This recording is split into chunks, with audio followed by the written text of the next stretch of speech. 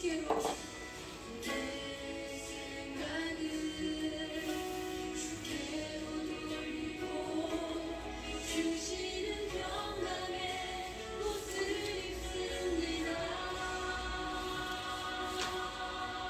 아멘. 주 약속 안에서 내 영혼 평안해. 내 뜻보다 크신 주님의 계획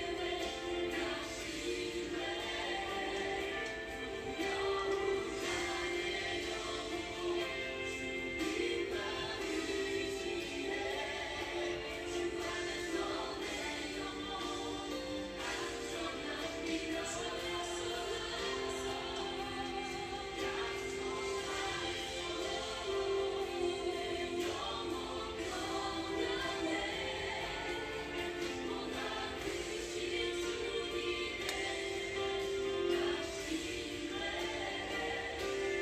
영원 안에 영원 주님만 의지해. 주 안에서 내 영혼 안전합니다.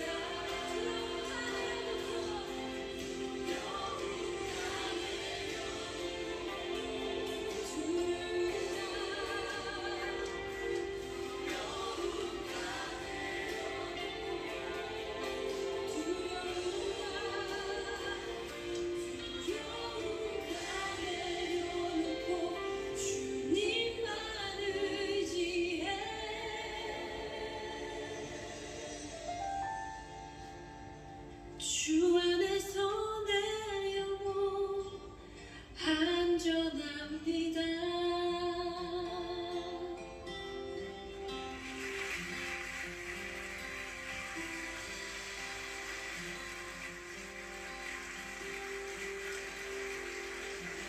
선하신 주님, 우리의 삶이 주님의 손에 있기 때문에 우리 삶에 어떠한 일이 벌어지더라도 우리 삶이 안전하다는 것을 믿습니다. 모든 것 아시는 주님께 우리의 삶을 온전히 드리기 원합니다. 우리의 두려움을 내려놓을 수 있도록 성령님 우리를 온전히 주장하여 주시옵소서. 아멘.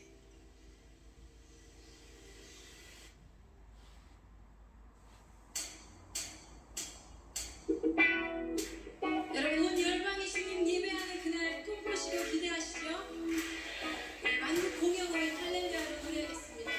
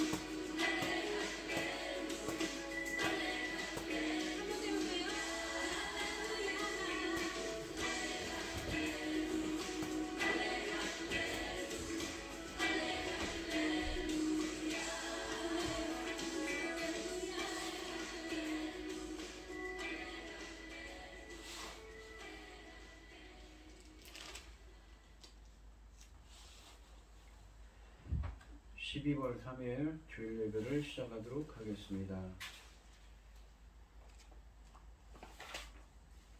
땅과 거기에 충만한 것과 세계와 그 가운데 사는 자들은 다 여호와의 것이로다. 여호와께서 그 터를 바다 위에 세우시며 강물 위에 건설하셨도다. 여호와의 산에 오를 자가 누구며 그의 거룩한 곳에 설 자가 누구인가? 곧 손이 깨끗하며 마음이 청결하며 뜻을 허탄한 데에 두지 아니하며 거짓 맹세하지 아니하는 자로다. 그는 여호와께 복을 받고 구원의 하나님께 의를 얻으리니 이는 여호와를 찾는 족속이요 야곱의 하나님의 얼굴을 구하는 자로다. 아멘. 저희들을 창세전에 택정하시고 여기까지 인도해 주신 주님 감사드립니다. 오늘 이 예배 가운데 임재하여 주시고 이 예배가 신령과 진정으로 드려지는 예배가 되게 하여 주시옵소서. 이 모든 말씀 거룩하신 예수님 이름으로 기도드리옵나이다. 아멘.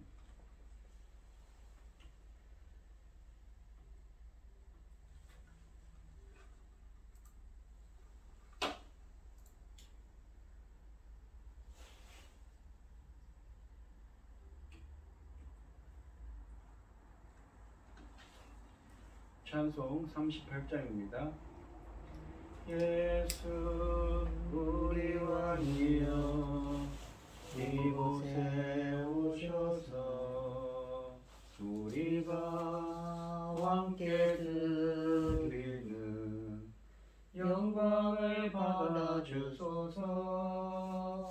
우리는 주님의 백성 주님은 우리 왕이라. 왕이신 예수님 오셔서 자정하사 다스리소서. 예수 우리 주시여 이곳에 오셔서 우리가 주께 드리는 찬양을 받아주소서. 우리는 주님의 종들 주님은 우리 주시라. 주 대신 예수님 오셔서 이 찬양을 받아주소서. 사도신경 하심으로 신앙 고백하시겠습니다. 전능하사 천지를 만드신 하나님 아버지를 내가 믿사오며 그 외아들 우리 주 예수 그리스도를 믿사오니 이는 성령으로 잉태하사 동정녀 마리아에게 나시고 본디오 빌라도에게 고난을 받으사 십자가에 못 박혀 죽으시고 장사한 지 사흘 만에 죽은 자 가운데에서 다시 살아나시며 하늘에 오르사 전능하신 하나님 우편에 앉아 계시다가 저리로서 산자와 죽은 자를 심판하러 오시리라. 성령을 믿사오며 거룩한 공예와 성도가 서로 교통하는 것과 죄를 사하여 주시는 것과 몸이 다시 사는 것과 영원히 사는 것을 믿사옵나이다. 아멘. 교동문 4번입니다. 여호와여 나의 말에 귀를 기울이사 나의 심정을 헤아려 주소서. 나의 왕 나의 하나님이여 내가 부르짖는 소리를 들으소서. 내가 주께 기도하나이다. 여호와여 아침에 주께서 나의 소리를 들으시리니 아침에 내가 주께 기도하고 바라리이다. 주는 죄악을 기뻐하는 신이 아니시니 악이 주와 함께 머물지 못하며 오만한 자들이 주의 목전에 서지 못하리이다. 주는 모든 행악자를 미워하시며 거짓 말하는 자들을 멸망시키리이다. 여호와께서는 피 흘리기를 즐기는 자와 속이는 자를 싫어하시나이다. 오직 나는 주의 풍성한 사랑을 힘입어 주의 집에 들어가 주를 경외함으로 성전을 행하여 예배하리이다. 여호와여 나의 원수들로 말미암아 주의 의로 나를 인도하시고 주의 길을 내 목전에 곧게 하소서.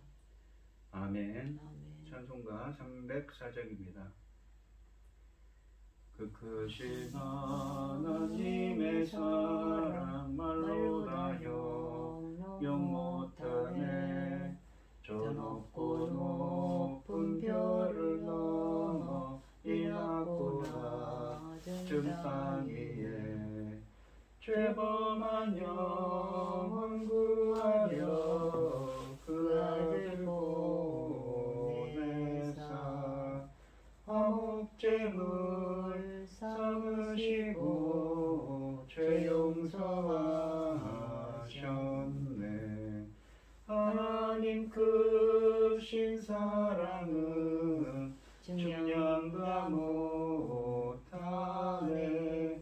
영원히 변치 않는 사랑 사랑 성도여 찬양하세. 괴로운 시절 지나가고 땅 위에 영화세할 때 주 믿지 않던 영혼들은 큰 소리 외쳐 울어도 주 믿는 성도들에게 큰 사랑 베푸사 우리의 죄 사했으니 금에 잊을까. 하나님 크신 사랑은 증량다 못하네. 영원히 변치 않는 사랑 성도여 찬양하세. 하늘을 두루마리 삼고 바다를 먹물 삼아도 한없는 하나님의 사랑 다 기록할 수 없겠네. 하나님의 크신 사랑 그 어찌 다 쓸까. 저 하늘 높이 쌓아도 채우지 못하리. 하나님 크신 사랑은 증량다 못하네. 영원히 변치 않는 사랑 성도여 찬양하세. 아멘. 기도하겠습니다. 온 땅이여 여호와께 즐거운 찬송을 부를지어다. 기쁨으로 여호와를 섬기며 노래하면서 그 앞에 나갈지어다. 여호와가 우리 하나님이신 줄 너희는 알지어다. 그는 우리를 지으신 이요 우리는 그의 것이니 그의 백성이요 그의 기르는 양이로다. 아멘.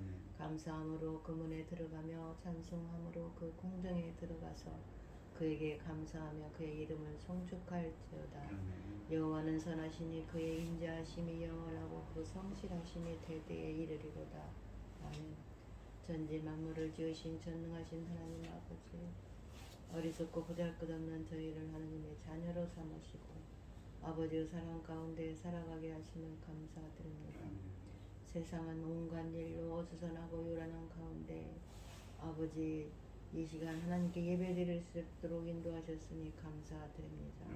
전능하신 하나님 아버지, 지금은 하나님께서 받으시는 열매 거두시는 중대한 시대입니다. 아버지 하나님께서 받으실 그 중대한 열매는 과연 누구입니까? 주님 십자가에 못 박혀 죽으심으로 나오는 그 귀중한 열매, 아버지 기뻐하심으로 받을 수 있도록 도와주시옵소서. 이 중대한 시대에 당신의 사랑하는 종 아버지 열매 거둘 말씀으로 준비하고 강단에 세우셨으니 감사드립니다. 이 귀한 말씀으로 말미암아 아버지께서 넉넉히 정말 열매로 받을 수 있는 귀한 자들이 나올 수 있도록 도와주시옵고, 아버지 하나님께서 심히 아버지 하나님 기뻐하신 자들이 될 수 있도록 도와주시옵소서. 아버지 하나님 지구촌이 지금 전쟁 놀이를 하고 있습니다. 아버지 능력의 말씀으로 아버지 저희 나라를 지켜주시옵소서. 세상 나라까지 삼으신 저희 나라 아닙니까? 전능하신 하나님 아버지, 저희 나라 아버지 전쟁이 없도록 지켜주시옵소서. 저 북한에서는 얼마나 오랫동안 아버지 전쟁 준비를 하였습니까? 아버지 하나님, 그럼에도 아버지 다른 곳에서 전쟁들이 일어나서 우리는 정말 피부로 느끼고 아버지 하나님 지금 절대로 전쟁만은 있을 수 없다고 아버지 하나님께 간절히 기도하고 있습니다.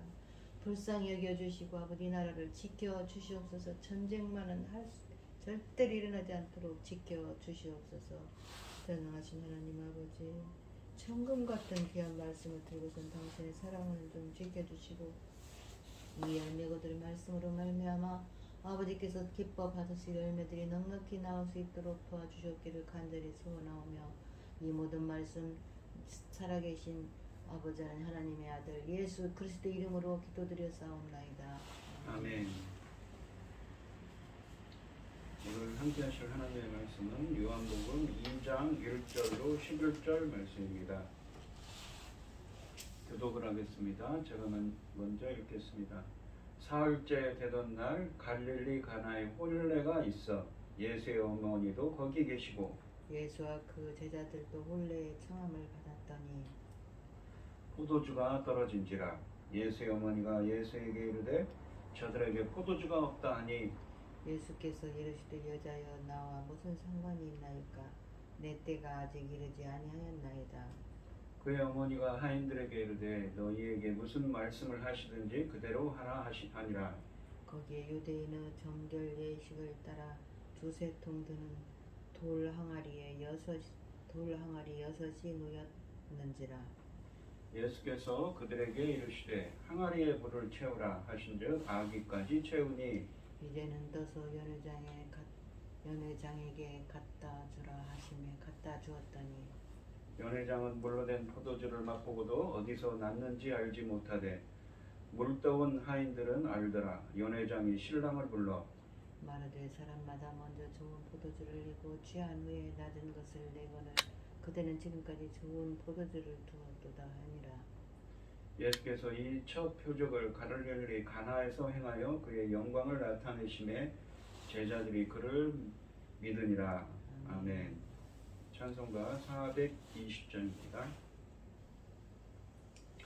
너 성결케 위해 늘 기도하며 너 주 안에 있어 늘 성경 보고 온 형제들 함께 늘 사귀면서 일하기 전마다 너 기도하라.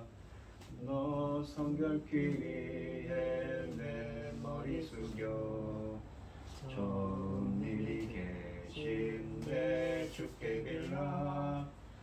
주 사귀어 살면 주 닮으리니 널 보는 이마다 주 생각하리. 너 성결케 위해 주 따라가고 일 다급하여도 당황치 말고 참 즐거운 때나 또 슬플 때나 너 주님만 믿고 늘 따라가라. 너 성결케 위해 늘 기도하며 내 소원을 주께 다 맡기어라. 너 성령을 받아 주 섬겨 살면 저 천국에 가서 더 잘 섬기리. 아멘. 오늘 함께 하실 하나님의 말씀은 그의 영광을 나타내심에입니다. 예수님이 가나의 혼인잔치에서 물을 포도주로 만든 사건은 요한복음에서 그가 어떤 분이신지 나타내는 첫 표적이었습니다. 이 표적은 그를 단순한 기적을 행하는 자가 아닌 새로운 창조, 새 창조의 하나님 나라를 세울 메시아이시라는 것을 자신을 드러낸 증거한 사건이었습니다. 예수님은 이 표적을 통해 그가 하나님의 아들이시며 그의 십자가 죽음을 통해 하나님의 영광을 드러내실 것임을 보여주고 계십니다. 이 1절과 2절을 보시면 사흘째 되던 날 갈릴리 가나에 혼례가 있어 예수의 어머니도 거기 계시고 예수와 그의 제자들도 혼례의 청함을 받았더니 라고 되어 있습니다. 혼인잔치에 예수와 그의 어머니와 제자들이 초청을 받았고 더 나아가 어머니가 포도주가 모자란다는 사실까지 알고 있는 것으로 보아 가까운 친척의 혼례이었을 것입니다. 3절에 보시면 포도주가 떨어진지라 예수의 어머니가 예수에게 이르되 저들에게 포도주가 없다 하니 라고 되어 있습니다. 결혼 축하회는 보통 일주일 동안 지속되었고 그 재정은 신랑 측에서 부담했다고 합니다.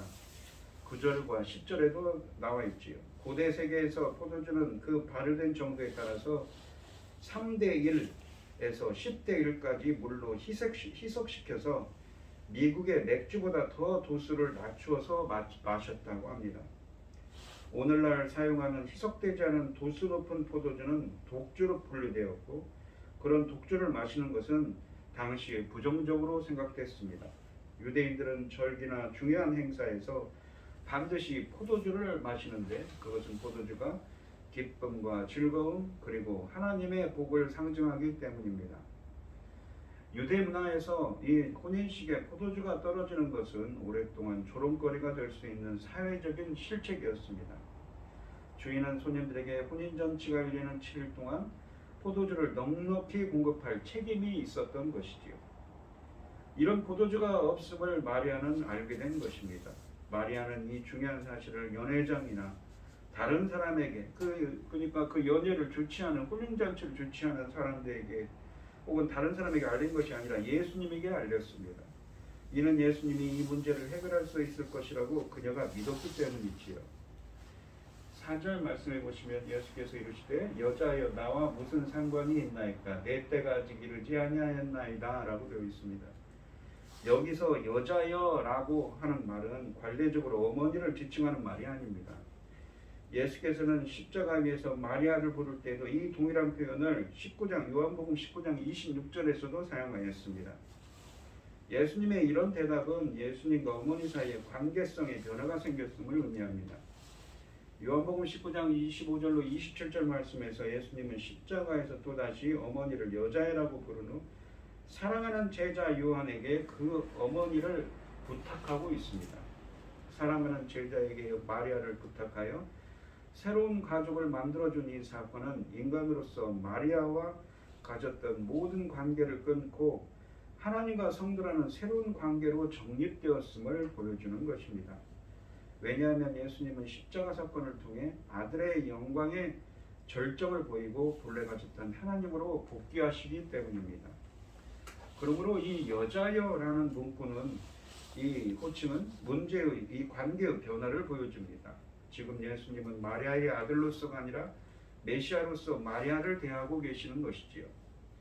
나와 무슨 상관이 있나이까 라는 헬라어 본문을 직역하면 당신과 나는 무엇입니까? 당신과 나는 누구입니까? 라는 의미입니다.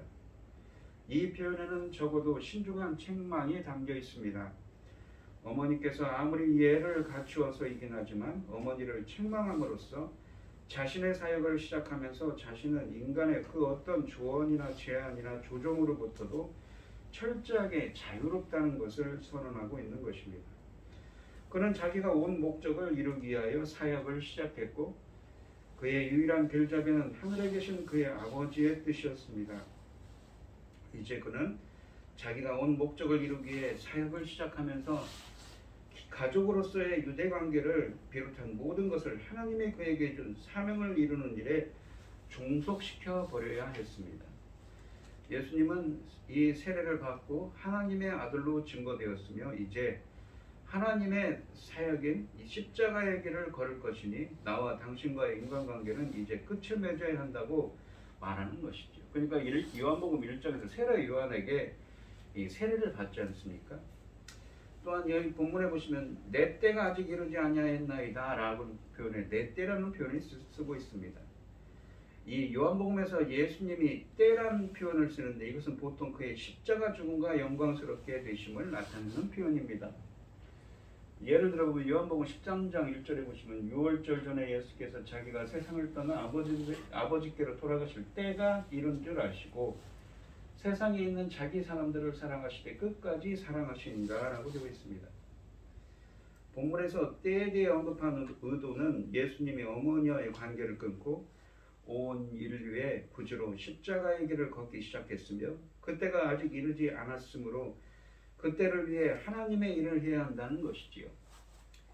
이러한 때의 관점에서 마리아를 여자여로 부른 예수님의 이 호칭 변화는 지금까지 자신의 의지의 중심 역할을 하였던 이 어머니와의 관계를 변화시키고 이제부터 이 아버지의 때, 즉 자신을 보내신 아버지의 의지를 따라 십자가의 길을 갈 것을 보여주기 위함입니다. 예수님은 공생애를 시작하면서 메시아로서 자신의 사역의 정점과 완성인 십자가에 못 박힐 때를 바라보고 계신 것이지요. 그런 면에서 포도주는 예수님의 피를 또한 상징하는 것입니다. 이 누가복음 22장 18절로 20절에 보시면 내가 너희에게 이르노니 내가 이제부터 하나님의 나라가 임할 때까지 포도나무에서 난 것을 다시 마시지 아니하리라 하시고 또 떡을 가져 이 감사하기도 하시고 떼어 그들에게 주시며 이르시되 이것은 너희를 위하여 주는 내 몸이라 너희가 이를 행하여 나를 기념하라 하시고 저녁 먹은 후에 잔도 그와 같이 하여 이르시되 이 잔은 내 피로 세우는 새 언약이니 곧 너희를 위하여 붓는 것이라 라고 하셨습니다. 요한복음 2장 3절에서는 이 홀례에 포도주가 있어야 한다고 했는데 그 포도주는 바로 예수님의 피라는 것이지요. 또한 성경에서 주님과 백성 혹은 주님과 이 하나님 나라의 백성 혹은 교회의 관계를 언약관계, 그 관계를 언약관계로 표현하고 또한 혼인관계로 표현합니다. 이 예레미야서 31장 32절에 보시면 새 언약을 맺으면서 이런 표현을 씁니다. 이 언약은 내가 그들의 조상들의 손을 잡고 애굽 땅에서 인도하여 내는 날에 맺은 것과 같지 아니할 것이요. 그것은 무엇입니까? 옛 언약이죠. 내가 그들의 남편이 되었어도 그들이 내 언약을 깨뜨렸습니다. 여호와의 말씀이라 라는 표현을 씁니다. 그래서 이 사사기 2장 17절 같은 말씀에서는 다른 신들을 따라가 음행했다라는 표현을 씁니다. 그러니까 우상숭배를 간음으로 표현하는 거죠. 그러니까 하나님과의 언약관계에 있는 사람들을 하나님과의 이 언약관계를 혼인관계, 남자와 여자가 혼인관계로 성경을 표현하고 있는 것입니다. 에베소서 5장 22절로 31절에 보면 남편과 아내의 관계를 얘기하면서 이 5장 32절에 보시면 이 비밀이 코도다 나는 그리스도와 교회에 대하여 말하노라. 그러니까 그리스도와 교회의 관계, 그리스도와 하나님 나라의 백성의 관계를 혼인관계, 남자와 여자의 혼인관계로 표현합니다. 교회는 그러니까 건물이 아니라 하나님을 믿는 하나님 나라의 백성들, 성도들이지요. 요한계시록 19장 6절로 8절 말씀에서도 빛나고 깨끗한 세마포옷을 입은 자들과의 어린 양의 혼인잔치가 열리고 있습니다. 또 내가 들으니 허다한 무리의 음성과도 같고 맑은 물소리와도 같고 큰 우레소리와도 같은 소리로 이르되 할렐루야 주 우리 하나님 곧 전능하신 이가 통치하시도다. 우리가 즐거워하고 크게 기뻐하며 그에게 영광을 돌리세.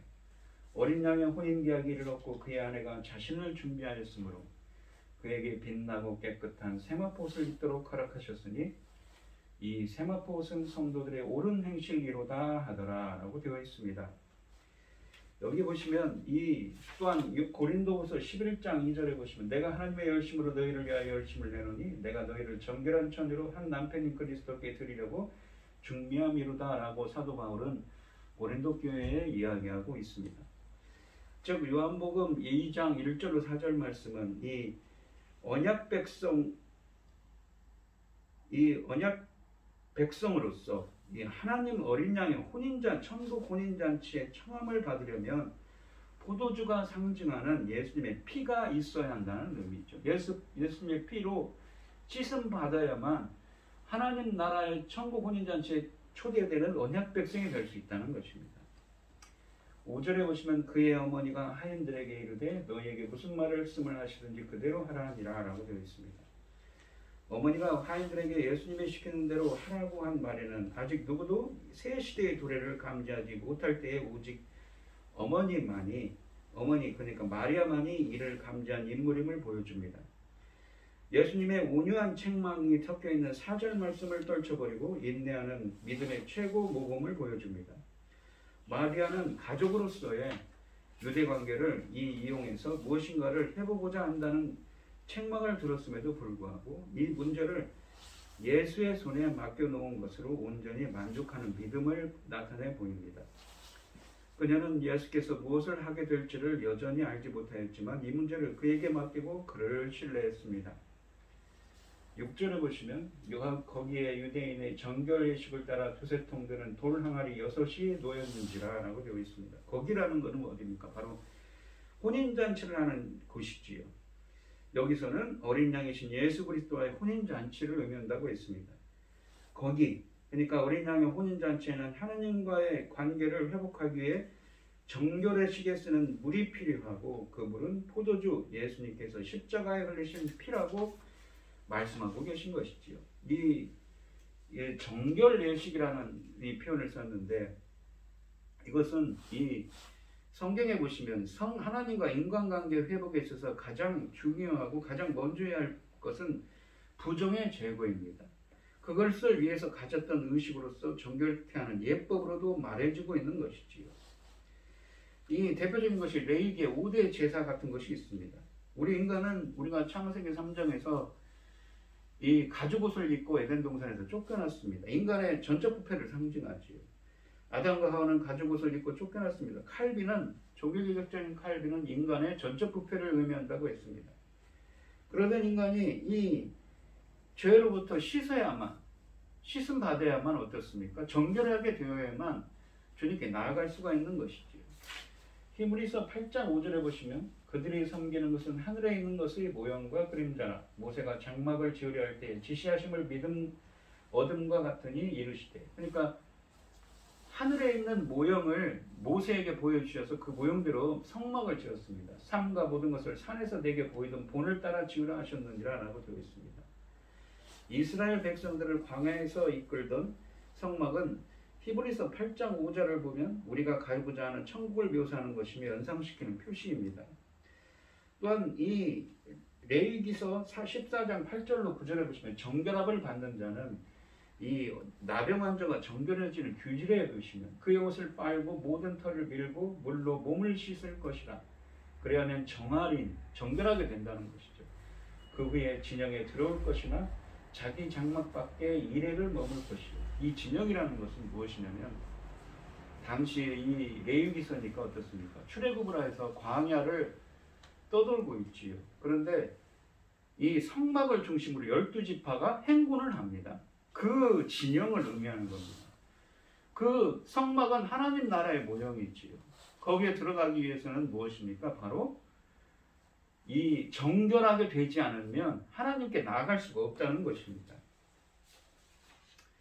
레위기서 26장 2절로 4절에 이 14장 9절을 계속 읽으면 일곱째 날에 그는 모든 털을 밀되 머리털과 수염과 눈썹을 다 밀고 그의 옷을 빨고 몸을 물에 씻을 것이라 그리하면 정하리라 라고 했습니다. 또한 레위기서 16장 2절로 4절에 보시면 여호와께서 모세에게 이르시되 내 형 아론에게 이르러 성소에 휘장한 법궤이 속죄소 앞에 아무 때나 들어오지 말라. 그리하여 죽지 않도록 하라. 이는 내가 구름 가운데서 속죄소 위에 나타남이니라. 하나님의 영광이 있기 때문에 함부로 들어갈 수가 없는 겁니다. 지성소에. 아론이 성소에 들어가오려면 숫송아지를 속죄제물로 삼고 순양을 번제물로 삼고 거룩한 세마포 속옷을 입으며 거룩한 세마포 옷이지요. 세마포 속바지를 몸에 입고 세마포 띠를 띠며 세마포 관을 쓸지니 이것들은 거룩한 옷이라 물로 그의 몸을 씻고 입을 것이니. 그러니까 정결하게 하고 이러한 예법이 있어야만 하나님께 나아갈 수가 있었던 것입니다. 이스라엘 백성들은 성막을 중심으로 이스라엘 12지파가 진영을 이루었습니다. 이것을 히브리어로 마하네라고 하고 합니다. 이 전형에 있기 위해서는, 그러니까 구약은 예수님께서 그러죠. 이 모세가 다 나에 대해서 말했다라고 말씀하십니다. 그런 것은 신약을 예수 그리스도의 모형이라는 것입니다. 부정한 것을 제거하고 정결함을 유지해야만 그 진영, 그러니까 신약으로 말하면 하나님 나라에 있을 수가 있는 것이죠. 그렇게 성경을 통해서 말씀하고 계십니다. 시체를 만졌거나 피부병이 있는 부정한 사람은 깨끗하게 되기 전에는 성막을 중심으로 12지파가 행군하는 진영에 들어올 수가 없었던 것입니다. 즉 주님의 임재가 계신 곳에 가까이 가기 위해서는 이러한 정결 예식이 필요한 것입니다. 제사장도 자신을 정결하지 않고는 주님께서 계신 성막에 나갈 수가 없습니다. 히브리서 1장 3절을 보시면 이는 하나님의 영광의 광채시요. 이게 히브리서 기자가 누구를 설명하고 있냐면 예수 그리스도에 대해 설명합니다. 그 본체의 영광이시라. 그의 능력의 말씀으로 만물을 붙드시며 죄를 정결하게 하는 일을 하시고, 정결하게 한다는 표현을 쓰죠. 카스다로스라고 해서 깨끗하게 한다는 말입니다.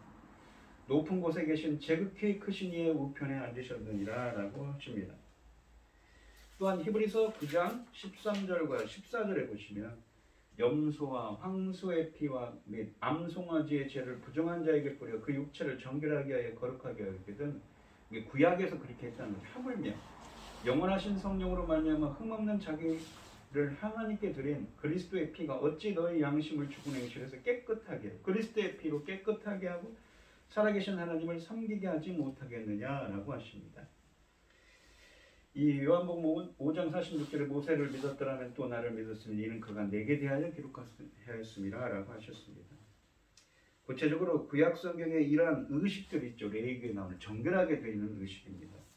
신약 성경에서 그리스도의 피를 통해 깨끗하게 됨을 예표한다고 볼 수가 있는 것입니다. 창세기 3장에서 죄를 짓고 에덴 동산에서 쫓겨난 인간이 예수 그리스도께서 십자가에 걸린 보혈을 통해 하나님과의 관계가 회복될 수 있다는 것입니다.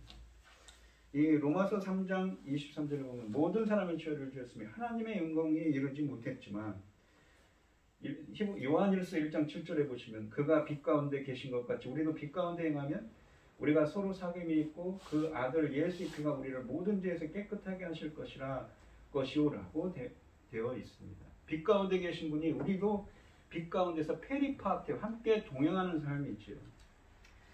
죄 때문에 인간은 하나님께 가까이 갈 수 없습니다. 우리는 십자가에서 죽으시고 부활하신 예수님의 보혈 그 십자가의 피로 우리가 씻음을 받아야만 우리의 모든 죄가 사해질 수 있는 것입니다. 우리는 십자가에서 죽으시고 부활하신 예수님의 보혈, 피의 공로로만이 우리는 하나님께 가까이 갈 수 있는 것이지요. 구약의 결례, 이 정결의 식은 하나님과 인간관계의 이 회복에 있어서 필요한 예법이었는데 이 구약의 정결의 식은 오늘 이 요한복음 2장의 말씀에서 예수 그리스도에 의해 대치되고 있습니다. 예수 그리스도의 피를 예표한다는 것을 보여주고 있는 것이지요. 또한 이러한 정화작용은 예수님이 주시는 성령 세례로 가능하다고 성경에서 표현합니다. 마태복음 5장 8절에 보시면 마음이 청결한 자는 마음이 깨끗한 자죠. 복이 있나니 그들이 하나님을 볼 것이며 그러니까 레위기에 나오는 정결하게 된다는 표현이 카사로스라는 그러니까 히브리어를 헬라어로 번역한 70인역 성경에 카사로스라는 말을 썼는데 마음이 깨끗하게 된 자죠. 오늘 본문에 있는 것은 예수 그리스도의 피로 씻어서 깨끗하게 된다. 정결의 능력이 있는 예수 그리스도로부터 씻음 받은 자들입니다. 요한복음 3장 보시면 3장 5절에 보시면 예수께서 대답하시되 진실로 진실로 내게 이르노니 사람이 물과 성령으로 그러니까 물즉 성령으로 나지 아니하면 하나님 나라에 들어갈 수 없다고 했습니다. 물과 성령은 이게 물과 성령을 연결하여 그러니까 헬라 문법에서는 물과 성령이라는데 물즉 성령으로 할 수가 있습니다. 그러니까 성령의 정화작용에 대한 것을 강조하고 있는 표현인 것입니다. 에스겔서 36장 25절 27절에서도 맑은 물로 너에게 뿌려서 정결하게 하시되 라는 표현이 있습니다. 디도서에서도 씁니다. 중생의 씻음이라는 표현을 쓰고 있지요. 이 디도서 3장 5절에도 이런 표현을 쓰고 있습니다. 성령에 의한 이러한 이 중생은 죄 씻음을 동반하고 성령은 물이 정결하게 하듯이 성도를 정결하게 하여 새롭게 태어나게 한다는 것입니다. 마태복음 3장 11절로 12절에 보시면 세례 요한이 이런 말을 합니다. 세례 요한입니다. 오늘 본문에 있는 요한복음을 쓴 사도 요한이 아니라 나는 너희로 회개하게 하여 물로 세례를 베풀고냐 내 뒤에 오시는 이는 나보다 능력이 많으시니 나는 그의 신을 들기도 감당하지 못하겠노라. 그는 성령과 불로 너희에게 세례를 베푸시고 성령 세례와 불 세례가 있다는 것입니다. 손에 키를 들고 자기의 타작마당을 정하게 하사야 알곡은 모아 곳간에 들고 성령 세례는 곳간에 드리는 거죠. 쭉정이는 불에 꺼지는 불에 태우리라. 불 세례는 심판인 것입니다. 이 의미하는 것입니다. 이 요한복음 2장 7절과 10절로 다시 돌아보시면 예수께서 그들에게 이르시되 항아리에 물을 채우라 하신즉 바귀까지 채우니 이제는 떠서 연회장에게 갖다 주라 하시니 갖다 주었더니 연회장은 물로 된 포도주를 맛보고도 어디서 났는지 알지 못하되 물떠온 하인들은 알더라. 연회장이 신랑을 불러 말하되 사람마다 먼저 좋은 포도주를 내고 취한 후에 낮은 것을 내거늘 그대는 지금까지 좋은 포도주를 두었도다 하니라 라고 되어 있습니다. 연회장은 이 연회의 식사와 장소를 전체적으로 관리하고 있는 책임자입니다.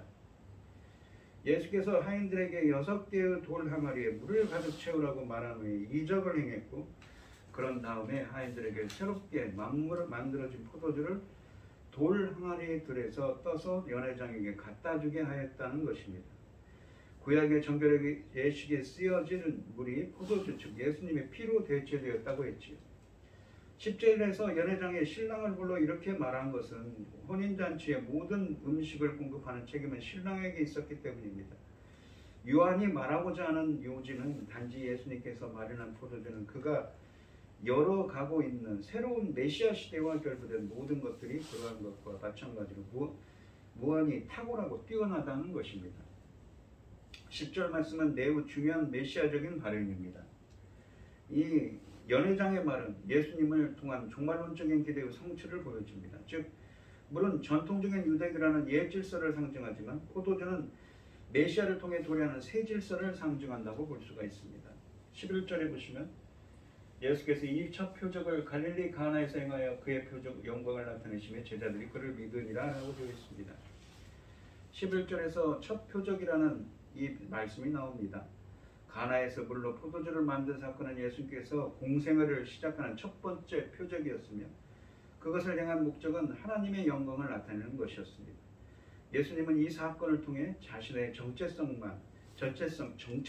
하나님으로서의 영광을 그 메시아로서의 영광을 그의 제자들에게 나타내셨습니다.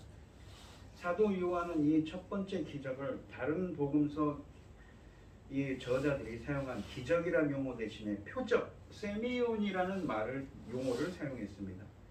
요한복음에서 이 단어는 17번 나오는데 이 예수님의 이적들은 어떤 의미를 담고 있다는 것이죠. 즉 예수님이 누구신가? 예수님은 메시아이시며 어떤 일을 행하시라는 것이지요. 그러니까 오늘 본문에 있는 것처럼 이런 표적을 통해서 예수님이 어떤 분이십니까? 우리 인간이 정결해야 된다고 하는 것이죠. 하나님의 이 나라에 들어가기 위해서는 깨끗해져야 한다는 것입니다. 에덴 동산에서 창세기 3장에서 첫사람 아담과 하와가 죄를 짓고 가죽옷을 입혀 쫓겨난 인간들이 가죽옷은 무엇을 상징한다고요? 인간의 전적 부패를 상징한다고 칼빈이 그랬죠. 다시 흰옷을 입고 정결하게 되어야만 이 어린 양의 혼인잔치, 그러니까 이 천국 혼인잔치에 들어가는 언약 백성이 될 수 있다는 것입니다. 그렇게 되기 위해서는 어떻습니까? 바로 예수님의 권능, 예수님의 피에 의해서만, 그 예수님의 정결하게 하는 그 능력에 의해서만 가능하다는 것이죠. 그것을 보여주는 표적이었다는 것입니다. 성경은 예수님에 관해서 말씀하고 계신데 구약 성경은 오실 예수님을, 신약 성경은 오신 예수님을 말씀하고 계십니다. 요한복음 2장의 가나의 혼인잔치가 상징하는 것은 유대인의 정결의식을 위한 물이 좋은 포도주, 즉 예수님의 피로 대치되었다는 것입니다. 그리고 하나님의 백성으로서 어린 양의 혼인잔치, 즉 천국에 들어가는 예수님의 십자가의 보혈로 씻음받아야 정결하게 되어야만 하나님의 어린 양의 혼인잔치죠. 이 하나님 나라에 들어갈 수가 있다는 겁니다. 창세기로부터 인간의 역사는 끊임없는 반역의 역사였습니다. 그럼에도 불구하고 하나님의 아들이신 예수 그리스도를 보내시고 그의 피로 우리를 구속하신 자비와 긍휼의 하나님께 감사하는 여러분들이 되어야 되겠지요. 오늘 말씀을 보시면 예수님의 첫 포적으로서 가나의 혼인잔치를 드러냈습니다. 물로 포도주를 만들지요. 이것은 포도주라는 건 예수님의 피를 상징하고 내 때가 되지 아니하였느니라 라는 표현을 통해서 십자가 사건을 예견하는 것입니다. 그러면서 정결의식이라는 표현을 썼습니다. 자신이 바로 인간들에게 구원을 줄 수 있는 메시아라는 걸 드러낸 사건이었습니다.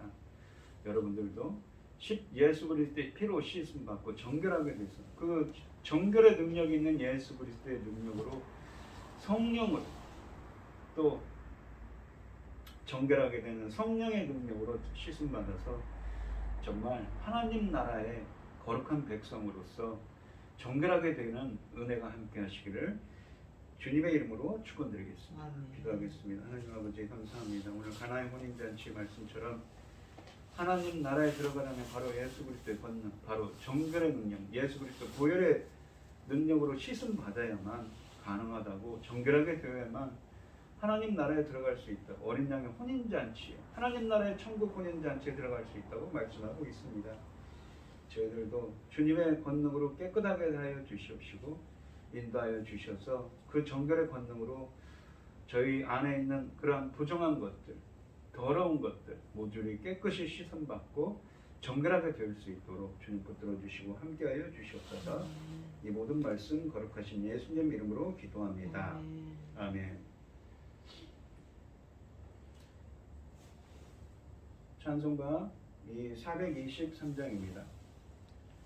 무엇보다도 더 검은 죄로 물든 마음이 있는 보다 더 이게 깨끗하게 씻겼네. 주의 보혈 흐르는데 믿고 뛰어나가 주의 은혜 내가 입어 깨끗하게 되었네. 모든 의심 걱정과 두려움이 사라져 슬픈 탄식 변하여 기쁜 찬송 되었네. 주의 보혈 흐르는데 믿고 뛰어나가 주의 은혜 내가 입어 깨끗하게 되었네. 세상 부귀 영화가 즐겨하던 모든 것 주를 믿는 내게는 분투만 또 못하다. 주의 보혈 흐르는데 믿고 뛰어나가 주의 은혜 내가 입어 깨끗하게 되었네. 나의 모든 오배는 저 천국에 쌓였네. 나의 평생 자랑은 주의 십자가로다. 주의 보혈 흐르는데 믿고 뛰어나가 주의 은혜 내가 입어 깨끗하게 되었네. 아멘. 예물에 기도하고 축도하심으로 오늘 예배를 마치도록 하겠습니다. 우리에게 모든 것을 주신 하나님 감사합니다. 오늘도 귀한 말씀 주시고 함께하여 주셔서 감사합니다. 오늘 주신 말씀처럼 주님의 은혜로 예수 그리스도의 십자가의 보혈로 깨끗하게 되어지는 정결하게 되어지는 저희들이 되게 하여 주시옵시고 이 시간 주님께서 주신 하나님의 많은 사랑과 은혜에 감사드리며 주님께 귀한 예물을 드리는 손길들이 있습니다. 드려지는 손길마다 주님께서 기억하여 주시고 주님의 응답하여 주셔서 주님의 기뻐하시는 뜻을 행할 수 있는 주님의 십자가의 보혈로 깨끗하게 되어지는 저희들이 되게 하여 주시옵소서. 기뻐받아 흠양하여 주실 줄 믿사오며 이 모든 말씀 예수 그리스도의 이름으로 기도드리옵나이다. 아멘.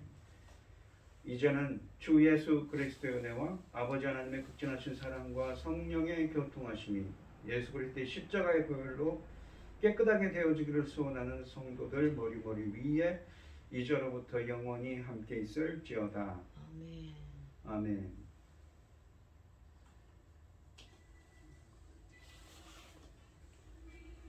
영광